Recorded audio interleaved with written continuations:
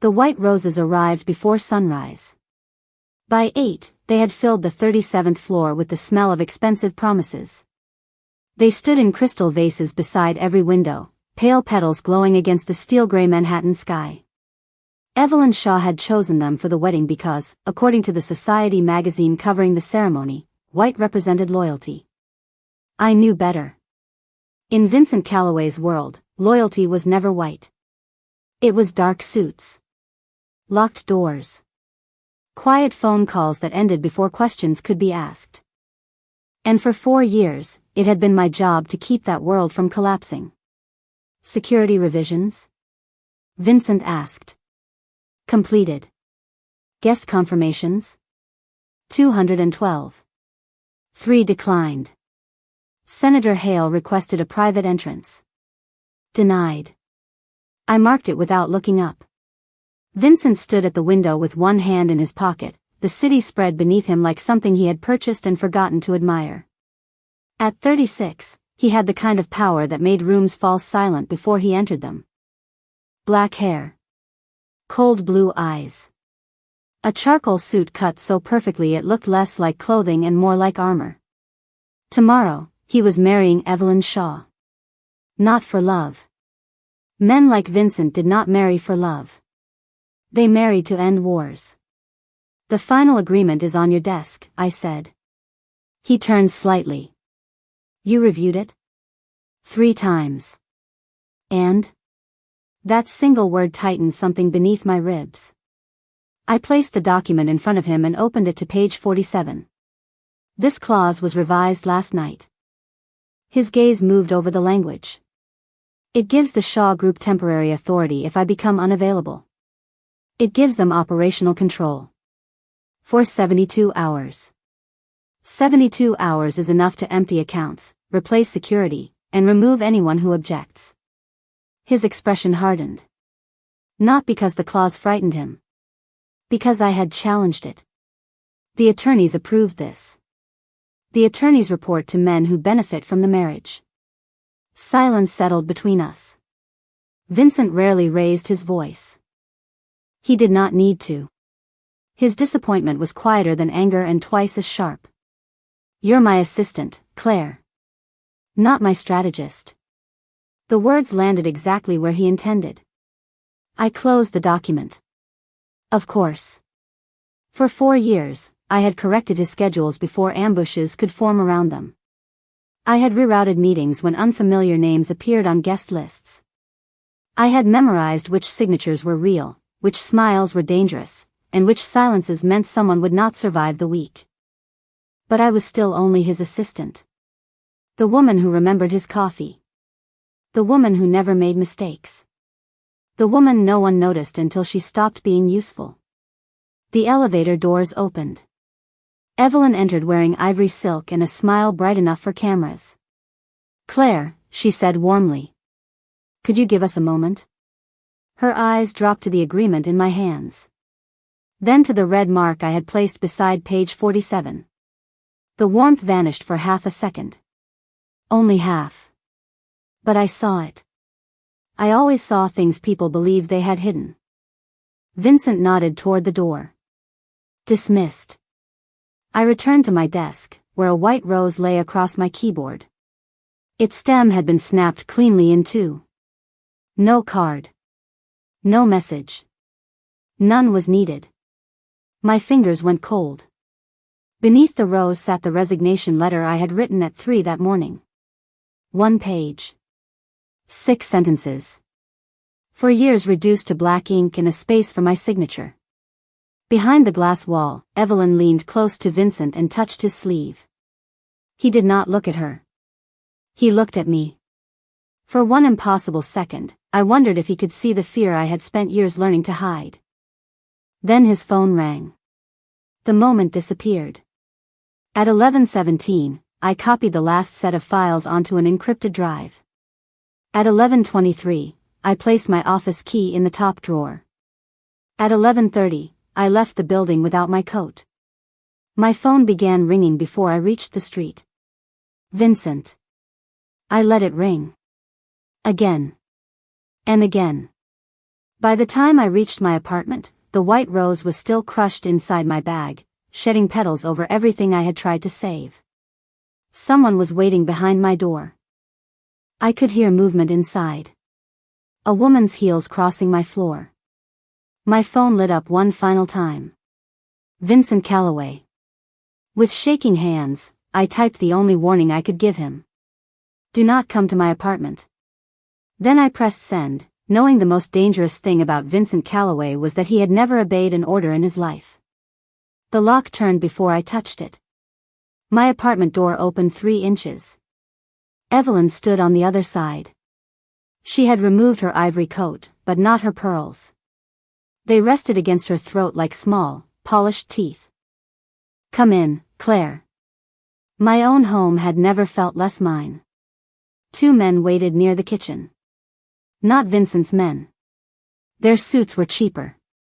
Their eyes were not. On the table sat a stack of documents beside my packed suitcase. I had left the suitcase beneath my bed.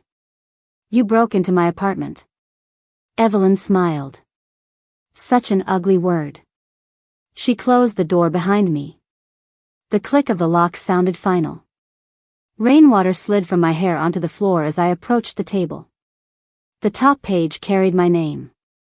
Confession of unauthorized access. My stomach tightened.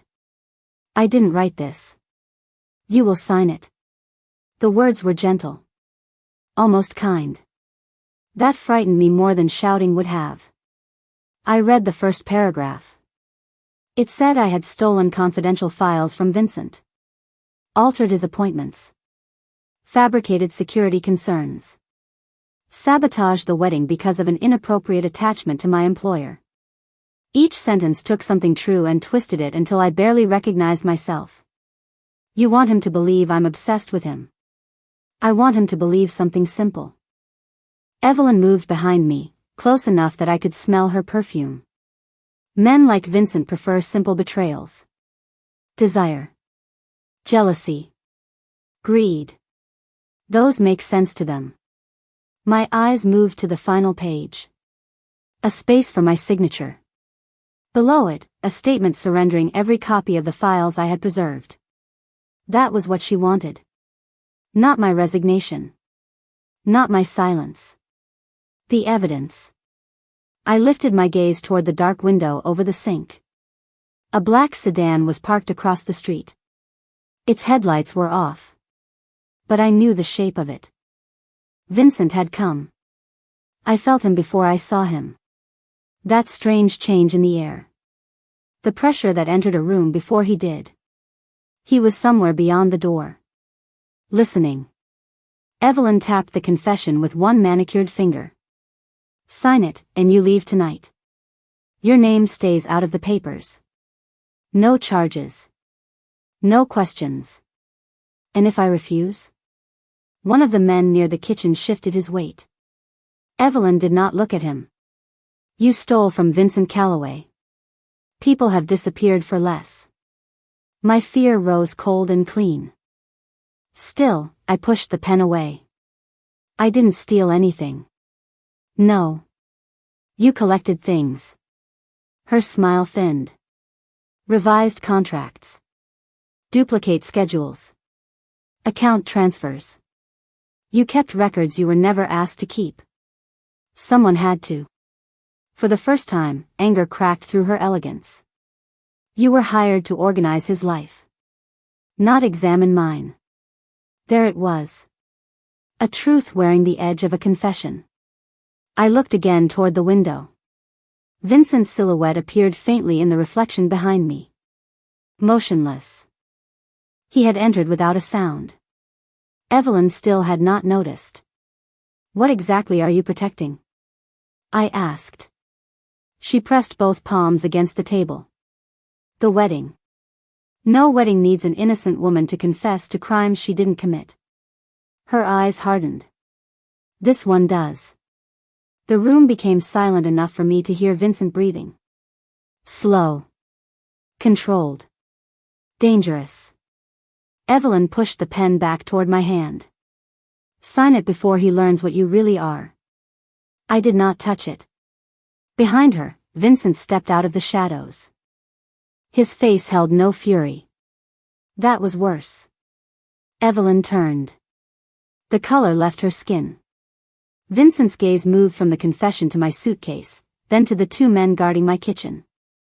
Finally, it settled on me. I had imagined this moment differently. I had imagined relief. Instead, I felt exposed. Seen too late. He took one step forward. Claire. My name sounded like an apology he did not yet understand.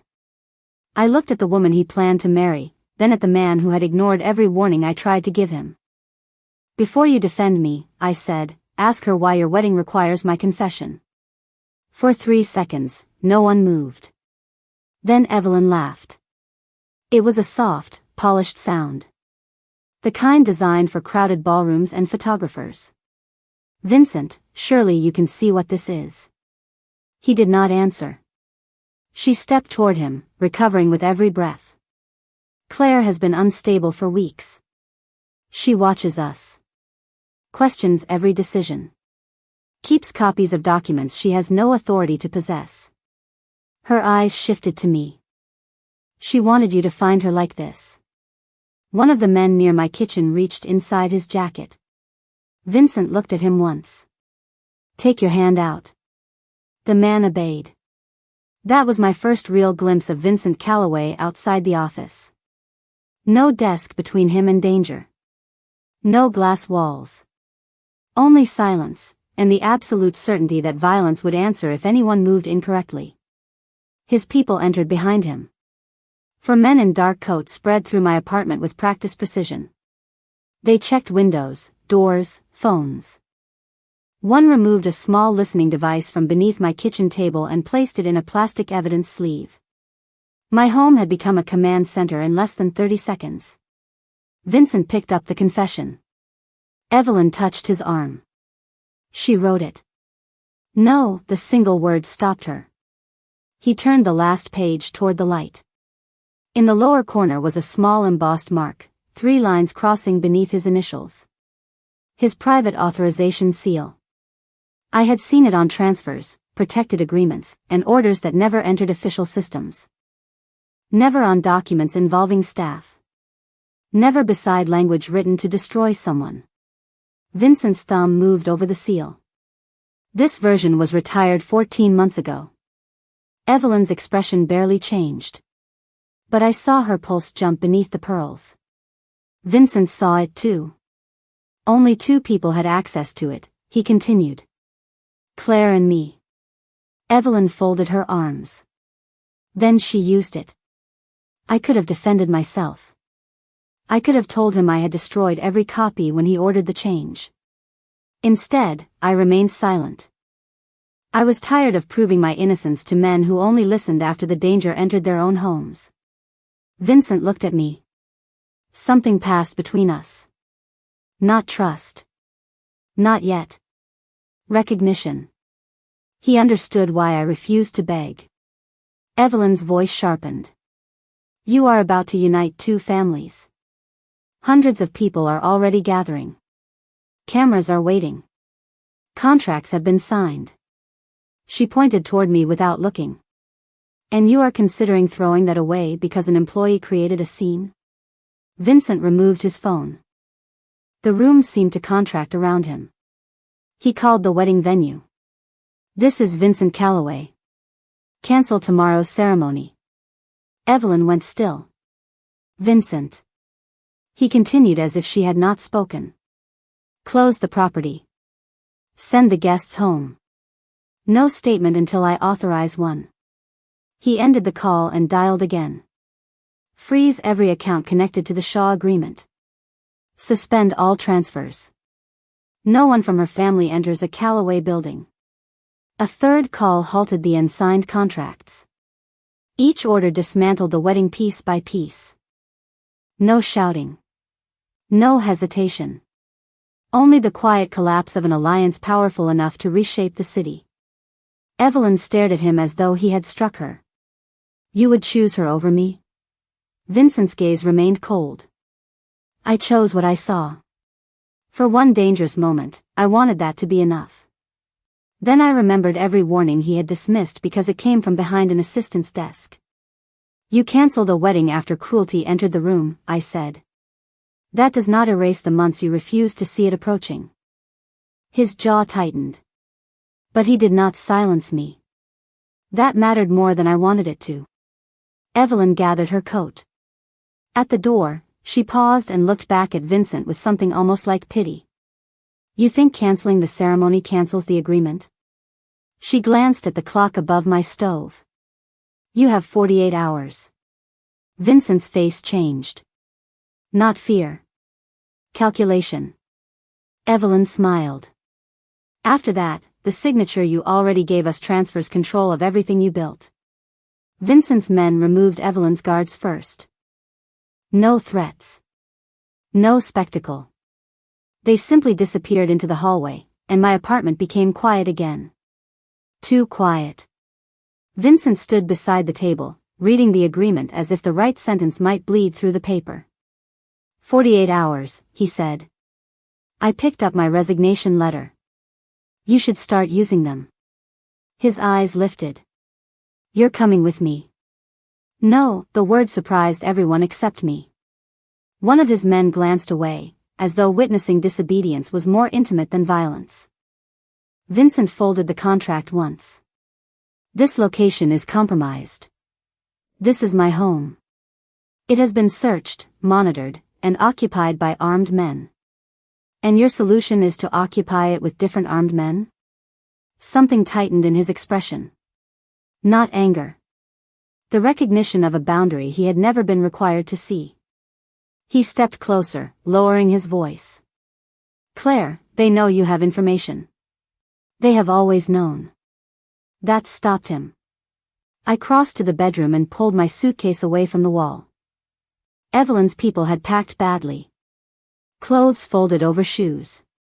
Files shoved between sweaters. Even my life had been treated like evidence. I'm taking you somewhere secure, Vincent said. You are not taking me anywhere. I'm trying to keep you alive. And I'm trying to make you understand that protection without permission is still control. The room changed. His men became perfectly still. No one spoke to Vincent Calloway that way.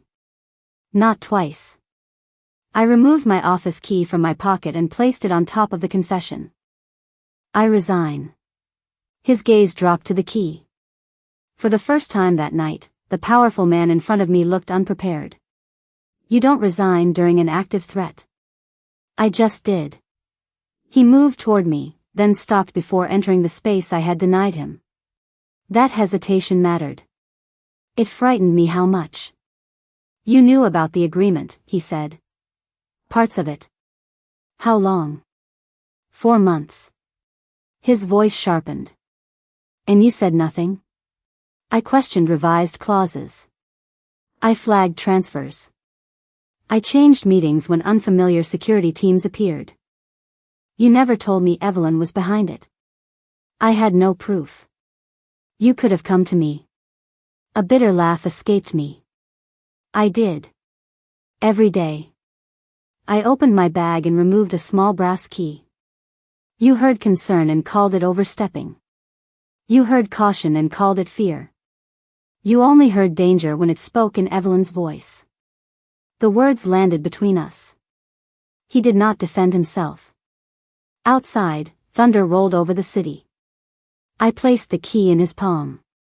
There's an archive in a storage building on West 29th. Unit 614. I kept duplicate schedules, contract revisions, and copies of transfers routed through shell companies. His fingers closed around the key. You built a case. I built insurance. Against Evelyn? I met his eyes. Against everyone. The answer hurt him. I saw it. A small fracture beneath the discipline. He had believed my loyalty meant faith. He had never considered it might also require preparation for his failure. I'm coming with you, I said. But not as your employee. And not as someone under your protection. What are you asking for? A choice. His blue eyes held mine. Then he turned toward his men. Clear the route. No one touches her. No one gives her an order. It was the first command he had ever given that returned power to me. An hour later, we entered the archive beneath a flickering fluorescent light. Rows of metal shelves held the secrets I had hidden from both families.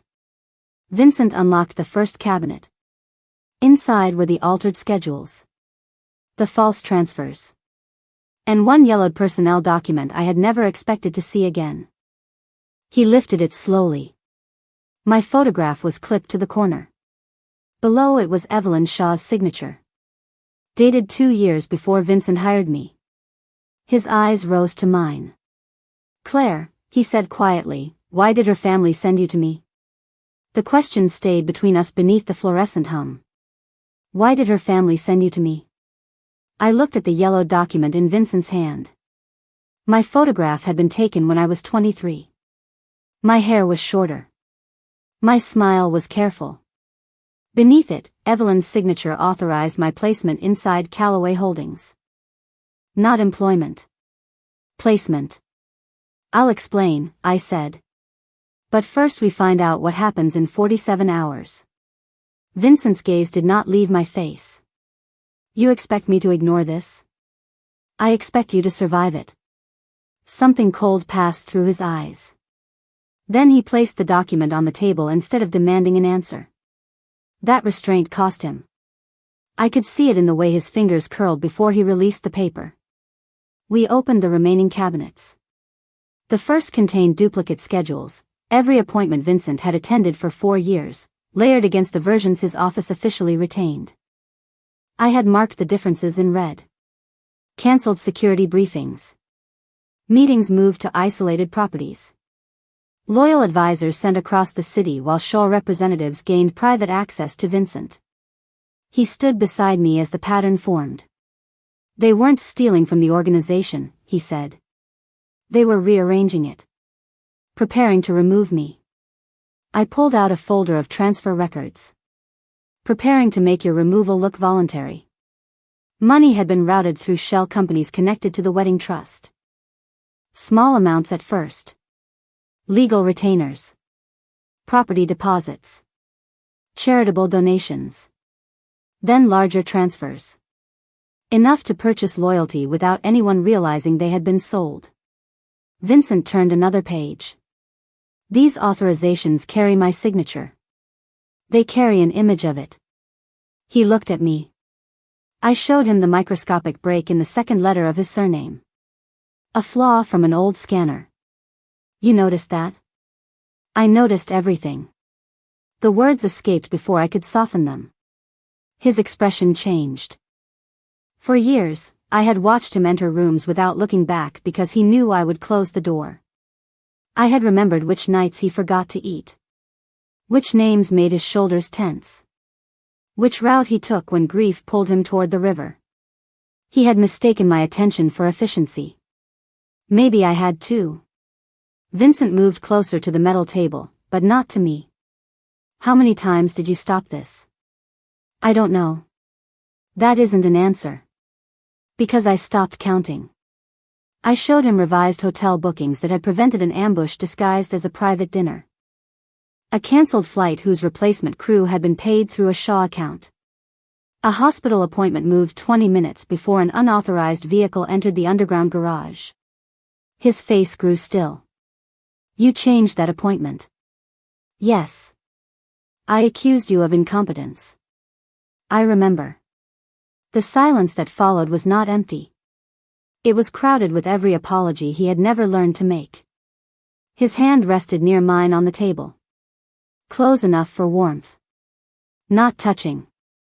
Why didn't you leave? He asked. I opened another drawer. Inside lay 6 crushed white roses, sealed in evidence bags.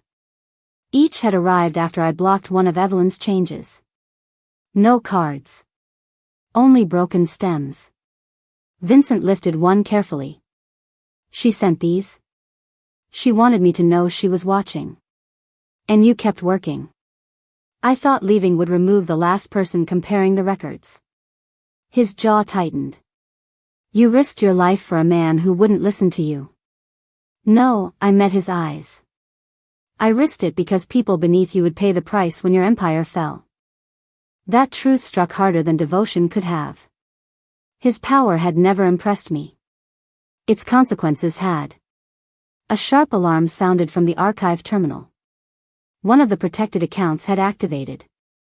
The screen filled with transaction history, older than the wedding, older than my employment.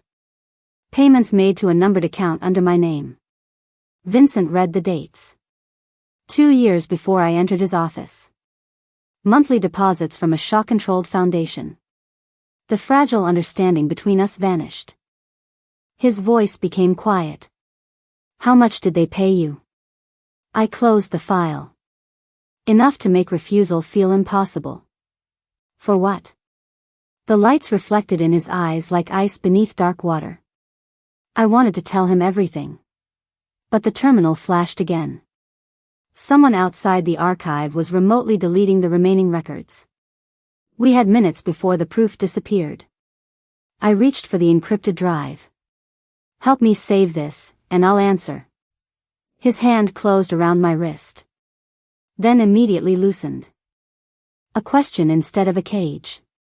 What were you sent to take from me, Claire?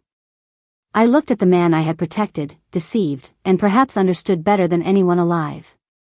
At first, I whispered, only information. The deletion bar moved across the screen. 12%. 19. 26. I connected the encrypted drive and began transferring what remained. Vincent stood beside me, silent in the way men become silent when anger is too large for words. Who recruited you? Evelyn's father. Why? My mother was dying. The numbers kept climbing. 34% deleted. I forced my hands to remain steady. The Shaw Foundation controlled the experimental treatment she needed. They offered to cover everything if I took an administrative position inside your company. And reported to them. Yes. The word cut deeper because I did not soften it. Vincent turned away from the terminal. How long? 7 months. His reflection stared at me from the black cabinet doors. Cold eyes. Closed face. A stranger wearing the shape of the man I knew. What did you give them? Travel schedules. Meeting locations. Names of companies you were negotiating with. Security routes? Never. Financial access? No, you expect me to trust distinctions made by a spy? The transfer reached 43%. I swallowed. No, that answer made him look at me. I continued before courage failed. At first, I told myself it was harmless. Dates. Rooms. Names already known in certain circles. Then one of your meetings was moved to a restaurant Evelyn's father selected. Vincent's face changed. I knew he remembered the night. The waiter who vanished before dessert. The bullet found inside the wall after Vincent left through the kitchen. I realized they were using my reports to create openings, I said. So I stopped. And they allowed that? They threatened to remove my mother from treatment. The terminal beeped. 51%. Vincent's anger did not fade. It fractured. For 1 second, I saw the man beneath it. Then the wall returned. What happened to her? She died 3 weeks later. The room seemed to lose its air. I kept reporting after that, I said. But the information was false. Wrong times. Wrong routes. Names of empty companies.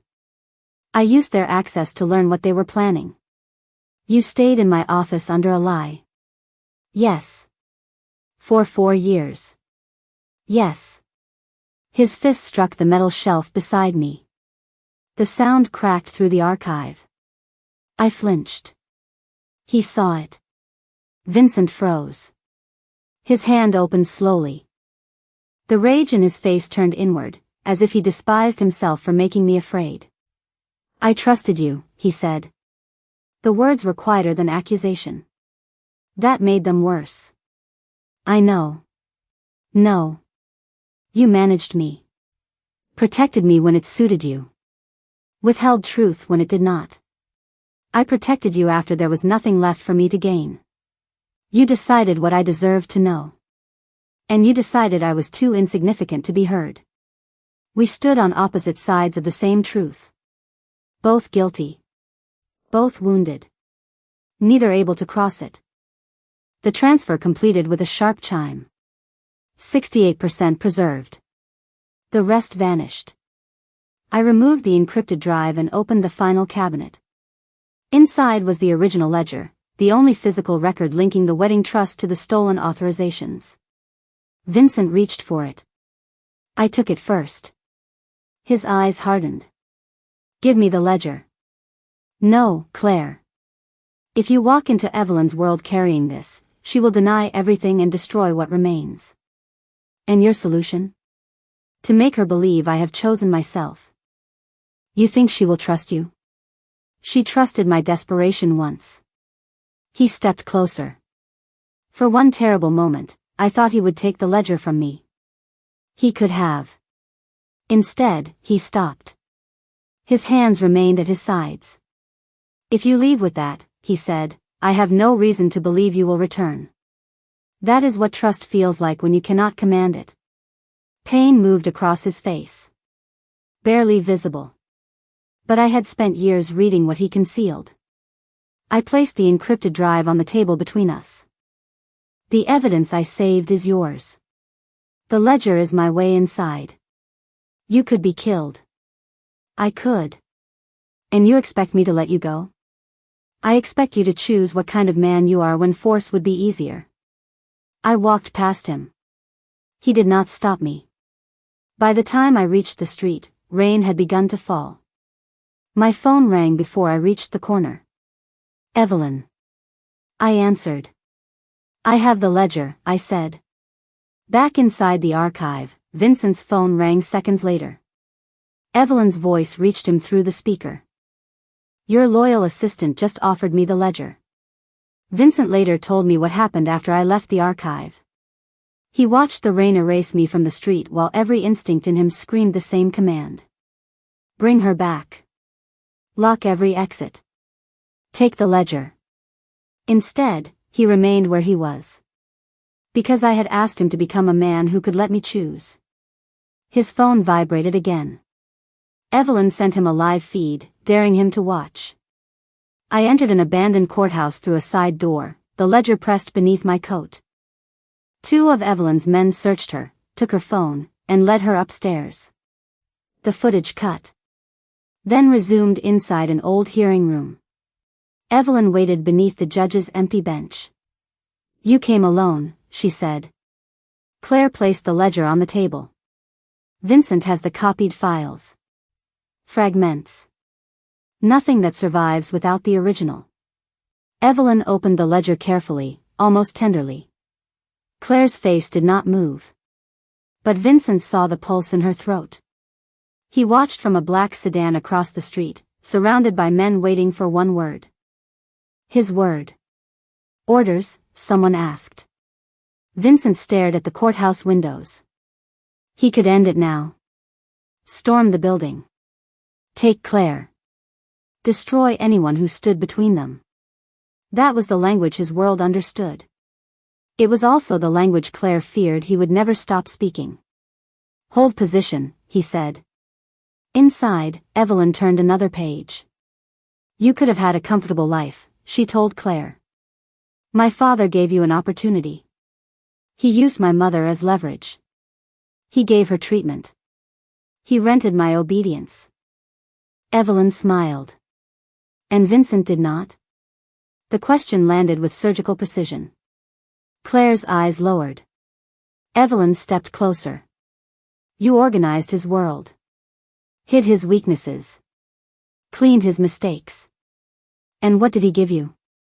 Claire said nothing. A salary. A desk outside his door. The privilege of being useful.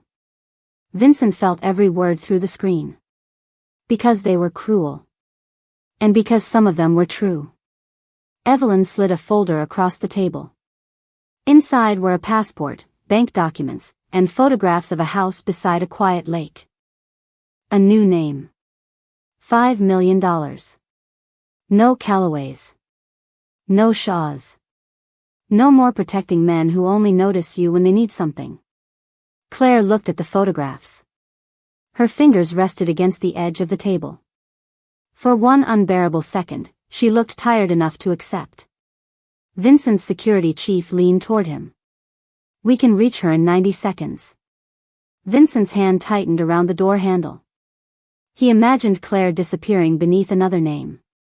A life where she would never have to see him again. He had no right to ask her to stay. That was the lowest truth of all. "Wait," he said. Inside the courthouse, Evelyn poured 2 glasses of water. "You still care about him," she said. Claire's face hardened. "That is irrelevant." "No. It is the only reason this works." Evelyn moved toward the window. "Vincent thinks loyalty is something people owe him. He will come for you. He will tear this building apart, and every agreement still protecting his empire will collapse." Claire glanced toward the dark glass. Vincent could not tell whether she knew he was there. Evelyn continued. "When he comes through that door, you will finally understand. He does not love people. He acquires them." Vincent closed his eyes. The accusation hurt because it sounded like every promise he had once mistaken for protection. Across the street, his men waited. Inside, Claire stood alone beside the woman who had controlled the first desperate years of her life. Then a faint alarm blinked on Vincent's tablet. Not from the courthouse cameras. From an old scheduling system Claire had created years ago. 3 short signals. Pause. 2 more. A pattern. Vincent remembered seeing it beside appointments Claire had secretly redirected. It did not mean danger. It meant, trust the delay. He opened his eyes. "She planned this," he whispered. The video shifted as Claire moved closer to the ledger. Evelyn pushed the passport toward her. "Choose freedom." Claire looked at the new name. Then at the empty judge's chair above them. When she spoke, her voice was steady. "I will give you the ledger. I will disappear. And Vincent will never see me again." Something inside him broke quietly. Evelyn smiled and reached for the book. Claire allowed her fingers to close around it. Then she placed one hand over the cover. "There is one condition. There is one condition." Evelyn's fingers tightened around the ledger. "You tell me exactly what happens after Vincent's signature becomes active." Her smile returned. Slow.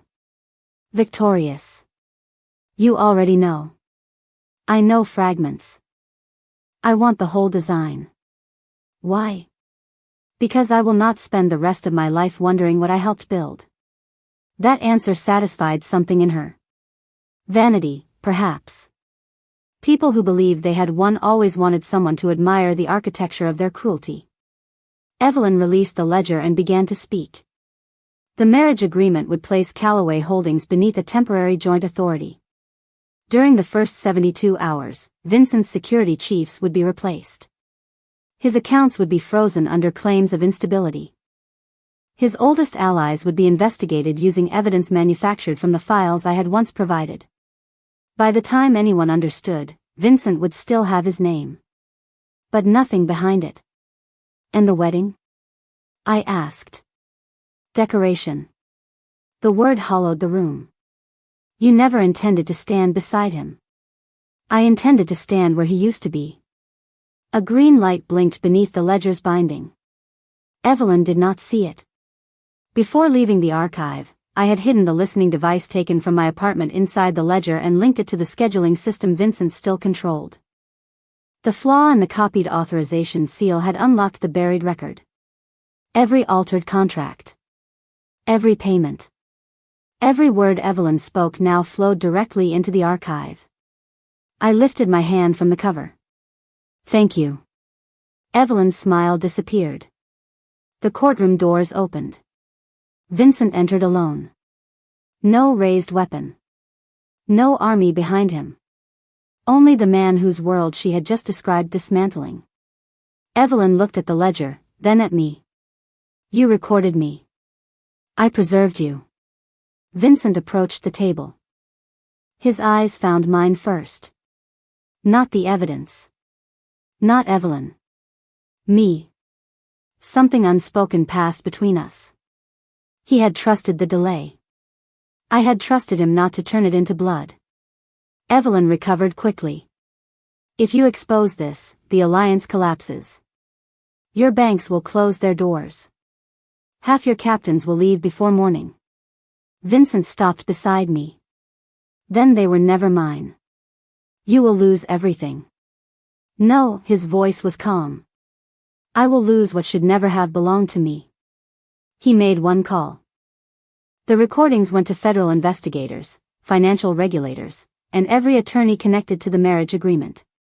The stolen assets would be returned. The coerced contracts dissolved. The accounts built through fear surrendered. With each sentence, Vincent reduced his empire by choice. Evelyn waited for violence. So did I. Instead, he stepped away from her. You will answer publicly, he said. Not disappear privately. For the first time, she looked afraid. By sunrise, my name had been cleared. Not cleaned.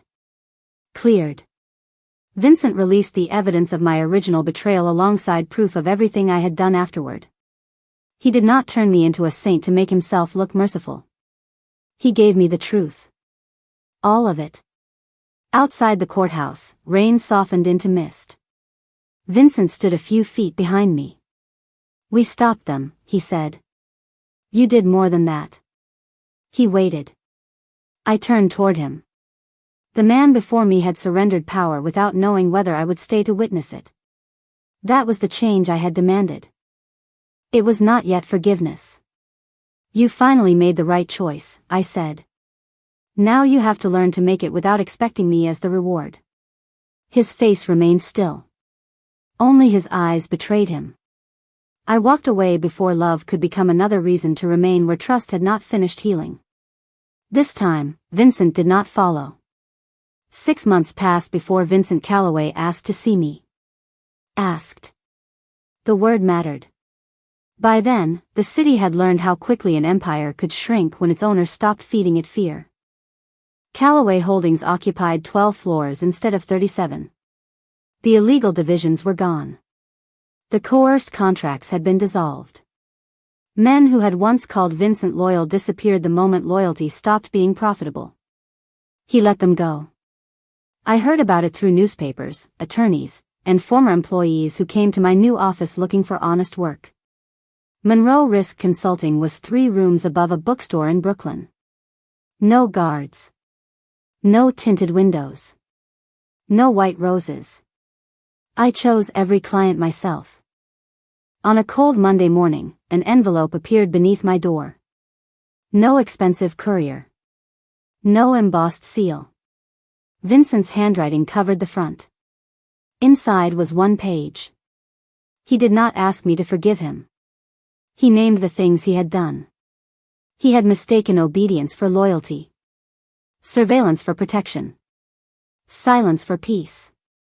He had valued my judgment only after someone powerful confirmed it. At the bottom, he wrote, I do not know whether becoming better earns me a place in your life. I only know becoming better was necessary, even if it does not. Beneath that was a request for an appointment. Thursday. 4 o'clock.